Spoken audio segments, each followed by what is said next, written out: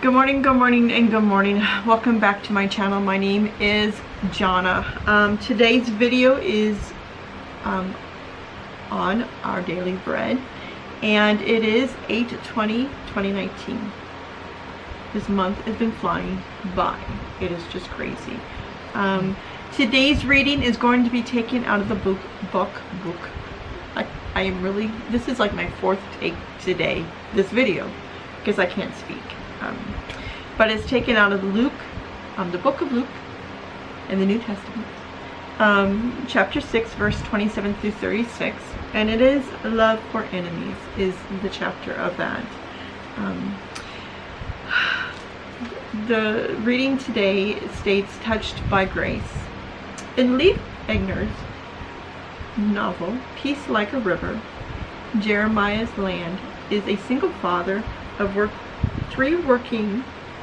a father of three, I'm having a real hard time today, working as a janitor at a local school. He is also a man of deep and sometimes miracles and in faith. Throughout the book, his faith is often tested.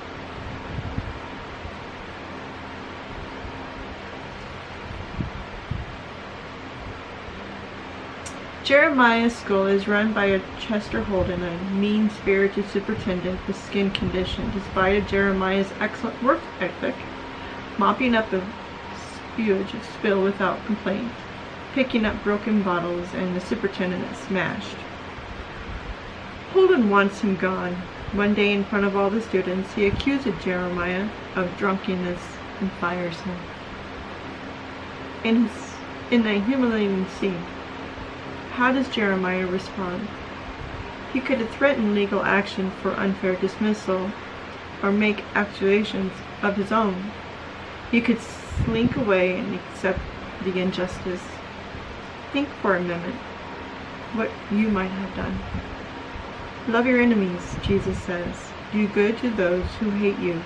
Bless those who curse you, and pray for those who mistreat you. These challenging words aren't meant to excuse evil or stop justice from being pursued. Instead, they call us to imitate God by asking profound questions. How can I help my enemy become all God wants him and her to be? Jeremiah looks at Holden for a moment, then reaches up and touches his face. Holden steps back defensively, then feels his chin and cheek in wonder. His scarred skin has been healed. His enemy touched by grace.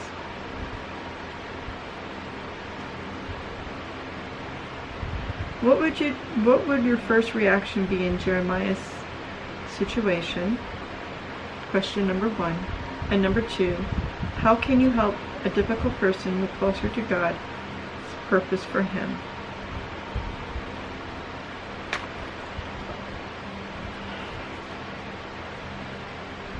This is a very, just recently I've experienced this. And I think I shared it in yesterday's video on August 19th. And I was at an appointment, and I was in the waiting room for this appointment. And there were 2 women sitting across from me. And they were saying some not nice things.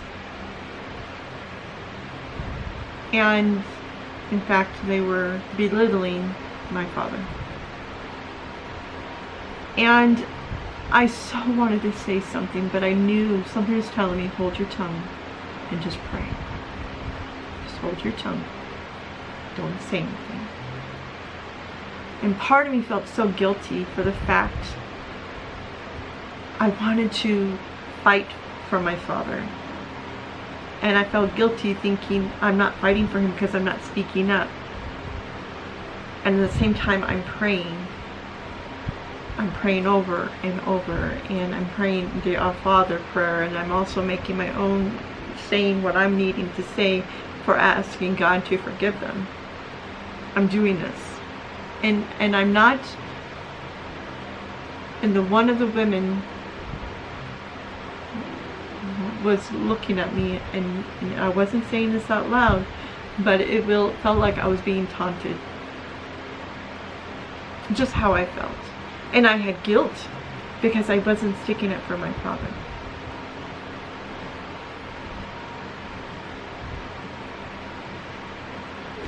I know how it felt to be accused of something that you did not do. And I had remained quiet. I didn't fight it. I didn't attack back. And this was in 2012. 7 years ago. And I just recently exposed it. And it wasn't out in a hate saying these people are evil. No. We just didn't have all the information. And also, I'm okay with that, because if that journey didn't end the way they did, I wasn't able to experience what I had experienced for my faith to grow stronger. I'm a better person because of someone's being told something that was not true. And then not knowing what I was experiencing in my life at the time. To go back to what had happened yesterday, there were feathers on the floor, and I showed you in my camera, or in my phone, that I had taken. I've spoken to a very, very dear friend of mine, Linda. And I told her, I said, Linda, I felt like I wasn't protecting my father. And she goes, no, don't think that. In fact, you're doing his work. You're praying over these two beautiful women who were not talking well with him. And she didn't say beautiful women. That would not be her verbiage. Linda, she's very outspoken, but she's very faithful. She has a spirit within her. She says, no, Jesus remained quiet, and sometimes when he was being accused or being taunted, and he just remained silent and kept on praying. God knew what you were doing. So don't ever feel, Jonna, that you weren't supporting. Don't think that.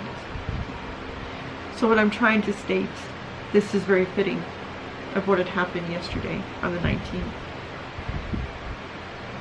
Jeremiah didn't go back and attack and say that's not true, or you're accusing, this is about you. Our first instinct is our fear of being sentiment about ourselves that it's not true, and we had to fight for our character or for what we are as individuals. But he didn't. He had faith. He did a miracle.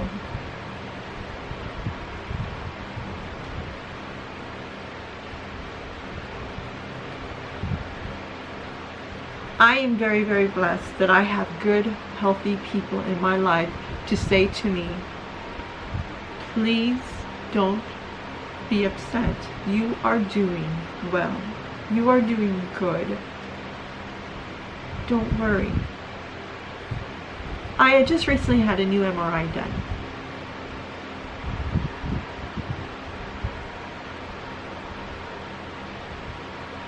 And some of the findings confirmed why the pain has gotten stronger. It makes sense. It comforts me knowing that I'm not imagining this. But something else was found in my MRI. And I have an appointment to go see another doctor. We do not know. I'm not going to stress. It's just another challenge that I have. I am being attacked left and right. And you know what? I'm okay with that. Yes, I had a rough 4 days of that week and of last week. But there are beautiful things that came out of it. My daughter got engaged. I'm able to go see my best friend here soon. And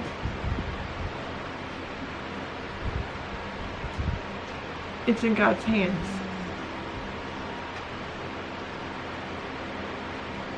being attacked. That's my baby girl. She goes, I love you more. I'm trying to text them every morning and every night. They're going to get annoyed by their mother. Being attacked, it just means that your breakthrough is about to happen. Finding the mass in my body, they're going to find out what's going on. I'm okay. I'm okay. At first, I was numb. At first, those 4 days, like I had said to you, it was tough. It's not that I lost faith. I had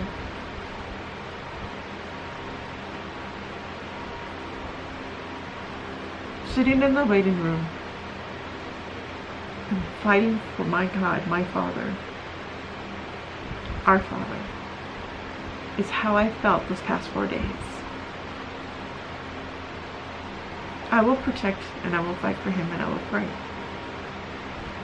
It's my right, my privilege. How can you help a difficult person to move closer to God and propose for them? Sometimes I really felt maybe I should have given the ladies a hug, but it just seems like I was being mocked. Of course, I wear my cross. I thought I was being mocked, but that's just how I felt. And I should have loved my enemy. I should have. I'm going to read to you what Luke states, love your enemies. But to you who are listening, I say, love your enemies and do good to those who hate you. I prayed over them. Believe me. Bless those who curse you. Pray for those who mistreat you. And if someone slaps you on one cheek, turn to them and the other also. If someone takes your coat, do not withhold your skirt from them. Give to everyone who asks you, and if anyone takes what belongs to you, do not demand it back. Do to others as you would want them to do to you. If you love those who love you, what credit is that to you? Even sinners love those who love them. And if you do good to those who do good to you, what credit is that to you? Even sinners do that. And if you lend to those from whom you expect repayment, what credit is that to you? Even sinners lead to sinners, expecting to be repaid in full. But love your enemies, to do good to them, and lend to them without expecting to get anything back. Then your reward will be great. You will be treated in the Most High, and you'll be the children of the Most High, because He is kind to the ungrateful and wicked, and be merciful just as your Father is merciful. So reading that confirms everything what Linda and what Ray had said. You did the right thing, Jay. You prayed. So when you feel if you're being attacked for who you are, don't lash out. Don't have to fight for what you are. I'm happy I had the faith in God at that time to not lash out. It's just gotten stronger. So, God's with those ladies. God is. They'll have a miracle and they're going to think, wow, He is real. He is the one and only. Lord, this is today's prayer. Lord, when I face with unfairness, injustice, or abuse, show me how to help my enemy move closer to you. Amen. Very fitting from yesterday. Very fitting. It's very funny how each of these readings is leading to an experience that I've experienced or I have been shared with me. I'm going to start trying to read more out of the Bible to feel more comfortable reading that to you also. That was a very good one. A lot of famous sayings, do to others as you would have them do to you. How many times have you heard that? It is difficult to love our enemy. I understand. But it does not make you to be the judge. That's his job, not our job. So,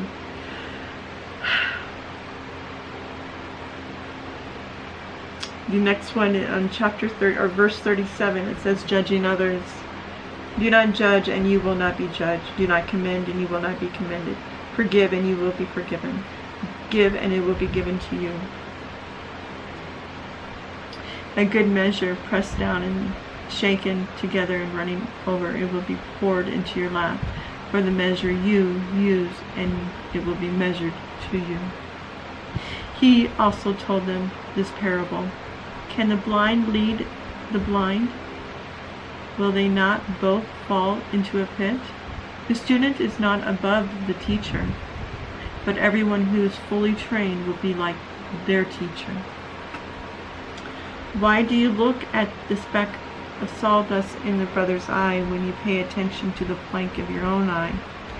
And how can you say to your brother, brother, let me take that speck out of your eye, when you yourself fail to see the plank in your eye? You hypocrite, first take the plank out of your own eye, and then you will see clearly to remove the speck from your brother's eye. Amen. I think the woman had faced something very horrible with a family member of dying, and her faith was shaken. I will continue to pray for those ladies, believe me.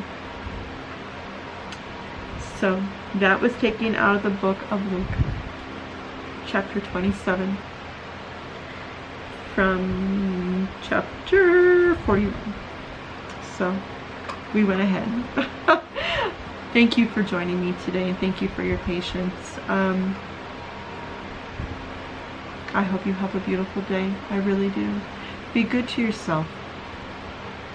Be good to others, for we do not know what part of their journey they're on until tomorrow. I love you. And come back and see you tomorrow.